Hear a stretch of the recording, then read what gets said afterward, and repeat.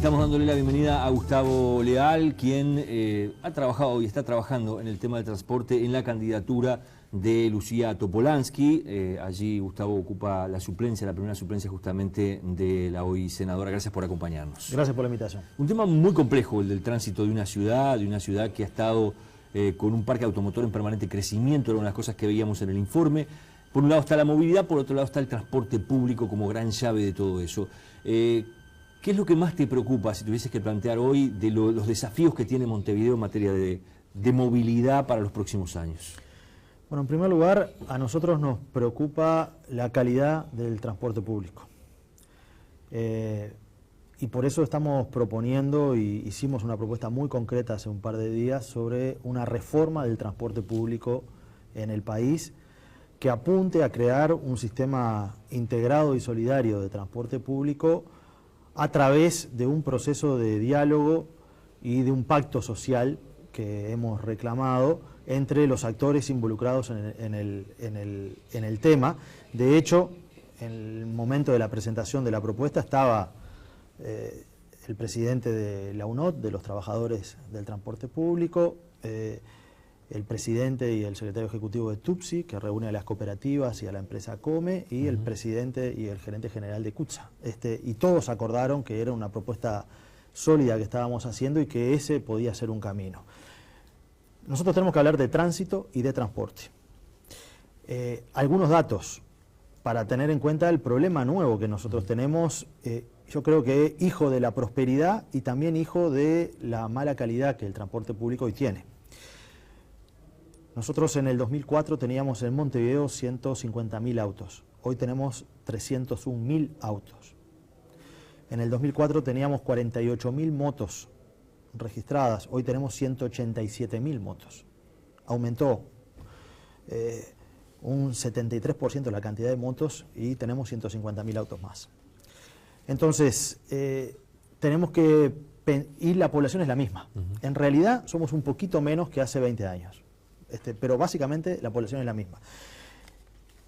Pero tenemos una ciudad que ha cambiado porque la ciudad, si bien tenemos casi la misma población, se ha distribuido en forma desigual y hay barrios que han perdido entre el 10 y el 15% de la población. Sin embargo, los recorridos de los ómnibus siguen siendo de hace 40 años o 30 años atrás. Habría que cambiar los recorridos, esa sería una primera propuesta. Digamos. Entonces, nosotros estamos proponiendo una reforma del transporte que tiene dos etapas. Una primera etapa que tiene que tener por objetivo mejorar la calidad del servicio y la eficiencia de las empresas. Y una segunda etapa que es la construcción de ese sistema integral y solidario, como existen otros sistemas integrales y solidarios en el país. En la primera etapa de 2 años, la primera medida es una transformación a través de un plan maestro nuevo de la ciudad de las frecuencias, los recorridos y los horarios de los ómnibus. ¿Para qué? Para poner el mapa de dónde viven los montevideanos hoy, que no es el mismo lugar de donde viven hace 20 años atrás, y menos de cuando se crearon muchas de las líneas, y hacer un nuevo trazado. Eso implica, entre otras cosas, que la Intendencia tiene que tener un rol regulador fuerte para evitar que existan competencias entre las líneas. ¿Por qué? Porque para nosotros el transporte es un bien público, que tiene que ser regulado. La Intendencia entrega permisos de línea, pero a los efectos de que se cumpla el servicio. No podemos entregar permisos de línea para que las empresas compitan entre sí por el mismo pasajero, porque eso distorsiona la propuesta y la movilidad de la población. Entonces, lo primero es eso, es una transformación importante que es un cambio pensando en el 2030, en el 2040. Hay muchas de las líneas de ómnibus, repito, de hoy, que tienen 40 años y no reflejan cómo la ciudad cambió. Lo segundo que tenemos que tener es un sistema de reforzamiento de ómnibus en las horas pico. Entre las 7 y las 10 de la mañana y entre las 5 y las 8 de la noche, en algunas líneas y en algunos horarios realmente es muy complejo subir. La gente viaja muy mal. Y eso es un estímulo también a utilizar otras vías. Las 170.000 motos de estos 10 años tienen algo que ver con eso también. Por otro lado, nosotros creemos que hay que tener una política de fomentar el transporte público. Estoy de acuerdo con las últimas cosas que se decían. En particular, fomentando el uso del transporte público con tarifas diferenciales. en los horarios pico hay un problema en el transporte de la población, pero en los horarios que no son pico, muchas veces los ómnibus tienen espacio y viajan a veces hasta vacíos. Una de las cosas que ustedes han planteado es allí que esa gente que viaja en esos horarios que no son pico puedan pagar menos el boleto. Exacto. Exacto. Esa es una de las propuestas. Sí, ¿por qué? Porque de última es un estímulo también para que la gente use más el transporte público y porque de hecho los costos fijos del sistema ya están siendo absorbidos. Y sin embargo tengo horarios donde los ómnibus están dando el servicio, pero van vacíos. Entonces cualquier pasajero que yo suba ahí, incluso con una tarifa diferencial, va a ser un beneficio. ¿Sí? Esto es como cuando en un comercio, en un bar tiene una hora pico que tiene tantas mesas llenas al mediodía, pero después en la tarde a veces baja. Y bueno, a veces hacen ofertas para que vaya gente a consumir otro servicio. Esto es lo mismo. Pero por otro lado, también nosotros tenemos que tener una estrategia para que la gente pueda utilizar más la tarjeta del prepago y del postpago. Hoy, en definitiva, el adelantar el dinero con la tarjeta del prepago no tiene ningún estímulo. Yo pago el mismo precio del boleto pagándolo por anticipado y comprando 20 boletos que si los voy pagando de a uno. Entonces, eso realmente no es un estímulo. Por eso hay alrededor de un 13% de los boletos que se vende con ese sistema y un 7% con un sistema de postpago. Realmente es muy bajo.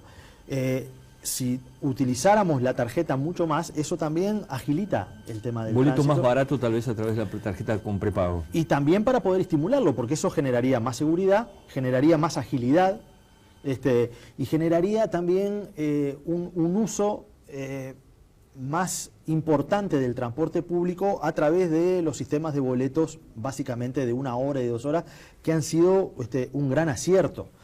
Y por otro lado, nosotros tenemos que instalar también un sistema que de alguna manera tenga el foco en ordenar más el tránsito y no tener una política de recaudación a través de las multas. Y por eso hemos propuesto que los inspectores de tránsito de la Intendencia de Montevideo, además de su salario, cobran un incentivo, que hoy son 16.551 pesos, por el tema de las multas.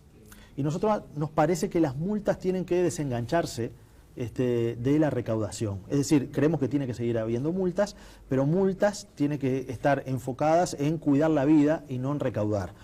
Entonces, lo que estamos proponiendo es que ese incentivo que los inspectores de tránsito tienen y tienen los integrantes de la División Transporte de toda la Intendencia, que son alrededor de 500 personas, se transformen en metas de calidad de gestión y que se pueda cobrar ese incentivo con metas de calidad de gestión vinculadas al lío con ADEOM seguramente ahí. No creo. Y si hay lío, nosotros queremos ejercer la autoridad en la ciudad.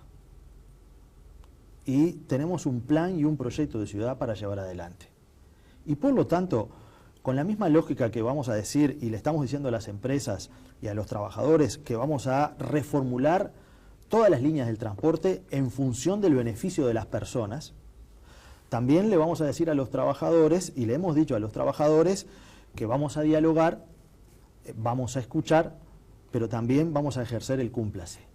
Y a nosotros no nos parece correcto que si hay una persona contratada para ser inspector de tránsito, tenga que tener además un plus para cumplir su tarea. El plus tiene que ser, en todo caso, para otro tipo de cosas. Hoy un inspector de tránsito aproximadamente tiene un sueldo base de unos 24.000 pesos y se le suman 17.000 pesos más por el concepto del 40% del volumen de recursos que se recaudan en las multas. A nosotros nos parece que ese plus tiene que seguir existiendo, pero atado a metas de gestión y a metas de gestión de calidad en el transporte. Y lo vamos a hacer. ¿Qué pasa con la circulación de los vehículos? Por allí veíamos que en algunas horas se complica mucho el tránsito en algunas arterias de la ciudad. ¿El tema de la Rambla o flechar la Rambla está sobre la mesa en la propuesta que ustedes hacen o no? Para nosotros está sobre la mesa el tener un plan maestro de transporte en base a información. Yo creo que en campaña muchas veces se plantean un conjunto de iniciativas sin el menor sustento empírico. Es decir, En las horas pico, en la mañana, en la Rambla, entran muchísimos autos, pero salen en esas 2 horas picos, entre las 7 y las 9, 3.500 autos de la ciudad. Si yo flecho la Rambla, tengo que saber qué voy a hacer con esos 3.500 autos. Entonces voy a atascar o Rivera, o Avenida Italia, o alguna de las paralelas. Creo que nosotros tenemos que tener un diseño del transporte, y ayer estuvimos con la Facultad de Ciencias, por ejemplo, y con el Instituto de Matemáticas de la Facultad de Ciencias, y ellos nos propusieron, en función de la idea que habíamos planteado de la reforma del transporte, el utilizar la información que ya tiene hoy la Intendencia para diseñar modelos, y en todo caso estudiar en modelos de simulación los efectos que puedan tener algunas de esas medidas, y no estudiar en la práctica. ¿Por qué? Porque hoy hay que usar la ciencia y la tecnología al servicio de las reformas, y no flechar la Rambla y después darme cuenta que tengo 3.000 autos que en a algún lugar van a ir. Entonces, nosotros lo que queremos hacer es utilizar la información para diseñar propuestas que sean consistentes. En el informe veíamos también que algunos de los especialistas con los que hablamos decían la Intendencia tenía a mano una medida que podía ser rápida, más barata, que era achicar ese cantero central que tiene Avenida Italia y hacer un nuevo carril allí, y eso le haría una vía mucho más ágil. ¿Eso lo han planteado ustedes? ¿Lo tienen como obra de infraestructura? Nosotros hemos planteado que hay una primer prioridad, que son las sendas solo bus. ¿Sí? Las sendas solo bus, cuando se instalaron, después se dejaron de controlar, entre otras cosas porque para la senda solo bus hay que ejercer la autoridad en la ciudad. Eso te iba a comentar. Hay que ejercer la autoridad. Hay gente que nos dijo eso, no se ha controlado, y eso de alguna forma perdió sentido porque la gente no siente que haya una vista puesta sobre ese proyecto. Gobernar la ciudad y gobernar Montevideo exige liderazgo, y exige también saber de que hay medidas que no son indoloras, pero que uno tiene que hacerlas. El hacer cumplir la senda solo bus es una medida que nos parece que debe ser de las primeras a utilizar. ¿Por qué? Porque tiene un costo bajo, en primer lugar, y porque prioriza el transporte público, pero hay que fiscalizarla. Porque si no se fiscaliza y no se multa, pasa lo que ha sucedido, que en realidad casi nadie la usa, y son medidas que en otras ciudades del mundo, antes de hacer obras, antes de levantar canteros, antes de tirar árboles abajo, hay que poder maximizar el transporte público, porque además la lógica de seguir ensanchando las calles tiene un límite. Tiene un límite, que son las propiedades. Hay gente que dice, bueno, ensanchemos Rivera también y tiremos los árboles, ensanchemos Avenida Italia, pero a este ritmo, si se vendieron hay 150.000 autos nuevos en Montevideo en los últimos 10 años, y la prosperidad económica yo asumo que va a seguir, hay 150.000 motos nuevas en Montevideo. De alguna manera nosotros tenemos que cambiar, por eso la reforma del transporte y el sistema integrado, tenemos que cambiar el paradigma, y el paradigma es que tenemos que hacer de calidad, como dijo uno de los entrevistados al final, el transporte público, pero hacerlo de calidad no porque yo le ponga trabas y trabas y trabas a los autos, sino porque haga tentador viajar en ómnibus. Los ómnibus, desde nuestro punto de vista, tienen que ser más cómodos, tienen que tener aire acondicionado. Todo eso sale dinero. Seguramente las empresas, cuando planteen eso, van a decir, esto sale mucho dinero. Sí, sale dinero, pero también le sale dinero a la persona que paga 24 pesos el boleto. Entonces, parte del ejercicio de la autoridad y del liderazgo en la reforma del transporte es también acomodar el sistema de financiamiento que hoy tiene, porque hoy la sociedad paga un subsidio. En todas las ciudades del mundo el transporte público está subsidiado, debe ser así. Y de alguna manera hay que dar más calidad, y la calidad es más rapidez, mejor trato en el ómnibus, horarios predecibles, ¿sí? Y un transporte seguro. Bien, para ir cerrando, hay un gran tema allí sobre la mesa, lo tocábamos también en el informe, es lo que ha pasado con la experiencia del corredor Garzón, que en la propia campaña ha jugado también un papel allí con algunos de los candidatos de la concertación diciéndole, bueno, el trancador Garzón, el gran error del Frente Amplio en esta administración. ¿Cómo asumen eso y qué se puede hacer, qué tienen pensado hacer? Yo no me voy a abrazar a los errores que se han cometido y defenderlos como si no existieran. y creo que en el corredor Garzón se cometieron errores, ¿sí? Pero hay que decir una cosa, los errores del corredor Garzón no pueden matar el concepto. Y creo que en el informe estaba reflejado. Corredores en el mundo existen, porque este problema del tránsito, del atascamiento que nosotros hoy estamos teniendo, hay otras ciudades que ya lo tuvieron. Y esos corredores han funcionado, pero hay que hacerlo bien. Y aquí se han cometido errores, objetivamente se cometieron errores. Nosotros tenemos en la ciudad 3.500 kilómetros de calle y el transporte público circula por 925 kilómetros de esos 3.500. El corredor Garzón son 6 kilómetros. Entonces tampoco se le puede pedir que al corredor Garzón que solucione el problema del transporte de Montevideo. El tema es que ya está ahí. Pero hay que hacerlo bien. Hay que hacerlo bien y hay que hacerlo que funcione bien. Tiene dificultades en lo que dicen en el informe y tiene dificultades también en donde se colocó la terminal. La terminal se colocó en un lugar que no es el adecuado y hace perderle el tiempo a muchas personas. Y bueno, hay que ajustar y mejorarlo, y eso se puede mejorar. Pero lo que no se puede decir es que, bueno, como falló, esto es como decir, bueno, yo hice la planchada, pero tiene humedades. Entonces la tiro abajo la casa. No, arreglar la planchada. ¿No? ¿Para ustedes tiene solución el corredor Garzón como tal como él está ahora? Sí, claro, tiene, sí. Hay que hacerlo. Tiene solución. Y lo que sucede es que tampoco se puede pensar que en el recorrido de los 925 kilómetros por donde transita todo el transporte público de la ciudad, esa obra sea la solución de todo el problema, ¿sí? Pero esa obra objetivamente tuvo errores de diseño. Y probablemente, como también se ha reconocido, se ha escuchado poco a los que sabían. Pero tiene solución, porque vuelvo a repetir, nosotros no nos podemos negar a que los corredores de transporte colectivo no funcionen en muchas ciudades del mundo y en Montevideo no. Que acá haya habido un error en este caso no quiere decir que el concepto no funcione. Y a veces en campaña se dicen disparates. Bueno, desde el cambiemos todo, hay que demolerlo, ese tipo de cosas que son para gente, esas cosas las dice alguien que nunca va a gobernar. Esa es la verdad.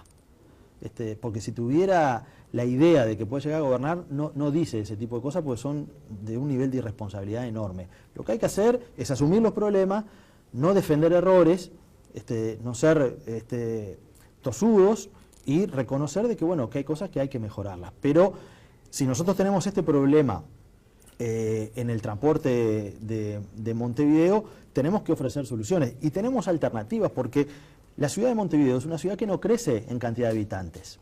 Entonces, ciudades que crecen a nivel exponencial en cantidad de habitantes han solucionado los problemas de movilidad.